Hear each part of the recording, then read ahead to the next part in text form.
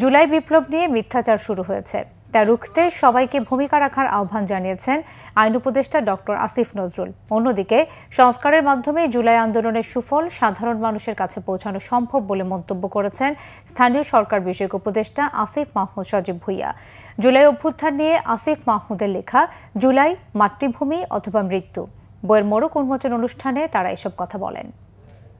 আমাদের প্রজন্ম এবং পরবর্তী প্রজন্মগুলো যারা বাংলাদেশে, তাদের জন্য যে আরেকটা ফ্যাসিজম তৈরি হবে না, এইরকম একটা রাষ্ট্র কাঠামো সমাজ ব্যবস্থা বাংলাদেশে তৈরি করা, সেটার জন্য কাজ করা, যাতে আমাদের গণতান্ত্রিক অধিকারগুলা রাষ্ট্র হিসেবে 53 বছরে আমরা যা করতে পারি নাই, এই জুলাইয়ের মধ্য দিয়ে আমরা যাতে করতে পারি। এবং জুলাইকে আমি সবসময় মনে করি এটা আমাদের একটা স্টার্টিং পয়েন্ট, এটা আমাদের এন্ডিং পয়েন্ট না।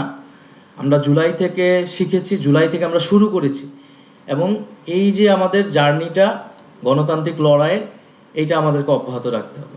একটা সুন্দর কাঠামোগত সংস্কারের মধ্য দিয়ে এই অভ্যুত্থানের ফসলটা মানুষের জন্য দীর্ঘমেয়াদে সংরক্ষিত করতে না পারি, তাহলে আবারও কোনো না কোনো ফরম্যাটে ফ্যাসিবাদ কিংবা স্বৈরাচার ফিরে আসার সুযোগটা থেকে যাবে।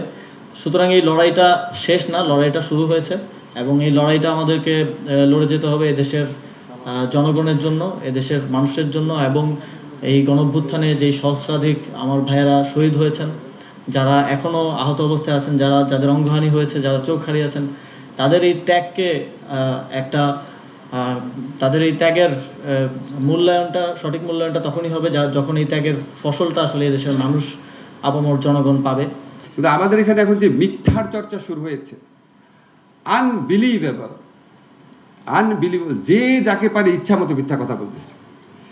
এবং মিথ্যা কথা বলার ক্ষেত্রে সবচেয়ে দুঃখজনক, মানে আমাদের নিয়ে যখন বলে ঠিক আছে বলুক, কত বলবে, কিন্তু যখন আমরা দেখি আমাদের জুলাই গণঅভ্যুত্থানে যারা অগ্রসারীর নেতা ছিল, তাদেরকে দিয়ে যখন অবাধ মিথ্যাচার চলে, জঘন্য মিথ্যাচার চলে, তখন আপনাদের মনে রাখতে হবে এটা জুলাইয়ের শত্রুদের কাজ। এই মিথ্যাচারকে উন্মোচিত করতে হবে। তোমরা আমাদের জুলাইয়ের নেতা ছিল, আরও অন্তত 5-10 বছর আমাদের নেতা থেকে আমাদের রাষ্ট্রকে একটা কাঙ্ক্ষিত গন্তব্যে পৌঁছে দিও, এটাই আমার প্রত্যাশা।